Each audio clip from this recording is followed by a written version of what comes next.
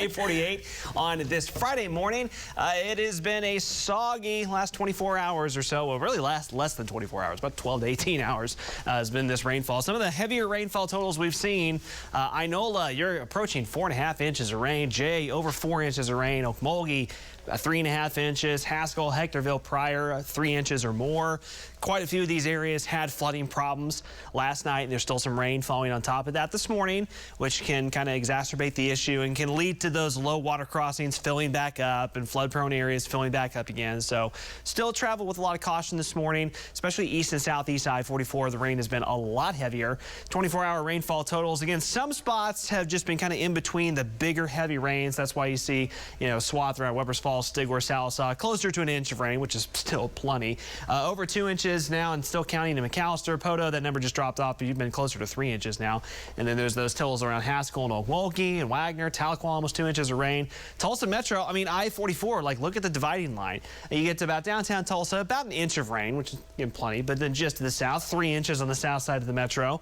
And then north of Tulsa, yet again, slim pickings, especially once you get into far northern Osage County. Yet again, around Burbank and 4 Acre, basically no rain for you. Parts of southeast Kansas just had, a little bit of rain, and that's it. One of these days, one of these storm systems will kind of flip the trend here and get our northern counties where the drought continues some much needed rain, but this one just followed the trend that the other ones have.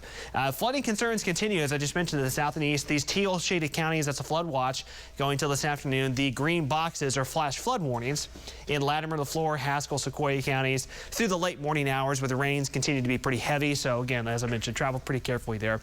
Here's a look from Jinx that tells the story. Raindrops on the camera lens. It is pretty chilly. Southeast Kansas, northeast Oklahoma, we're in the low 40s. Slightly warmer in southeastern Oklahoma where that front is hung up. Look at the difference, though. McAllister at 48 and Idabel at 72. That's where there is still a potential that there could be an isolated severe storm redeveloping during the midday hours. So showers trailing through I-44 in the Tulsa Metro. Eventually, those will start to taper off by the midday time frame. Steadier rains to the south and east. And once again, watch for those flooding concerns here this morning. Rain timeline here in Tulsa. Notice the chances start to diminish.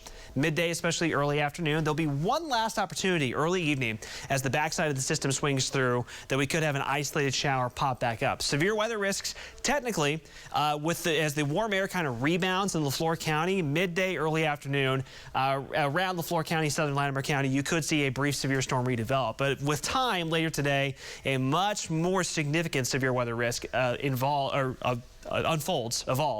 across Louisiana, southern Arkansas, into western Mississippi. If you have friends and family in these areas, make sure they're staying weather aware. Could be some pretty dangerous severe weather off to our east later on today. Here's how this unfolds in our neck of the woods. Some chilly weather to the north with rains eventually diminishing across northeastern Oklahoma. Again, still some heavy storms to the south, but by late in the day, most of that moves out. Here's this little window late today into early evening. Just pointing this out if you have Friday evening plans. You need a jacket for the chilly weather, but also it wouldn't be a bad idea to just have the umbrella with you because we could have one or two rogue showers pop back up during the early evening hours. Most of us wouldn't see that. The weekend not looking so bad. Thankfully, light winds tomorrow. Soak up every last bit of that. It'll be chilly in the morning, but pleasant in the afternoon. Sunday, pretty good as well, but winds picking back up. Below normal again early next week, Monday and Tuesday, and then a warming trend kicks back in late next week.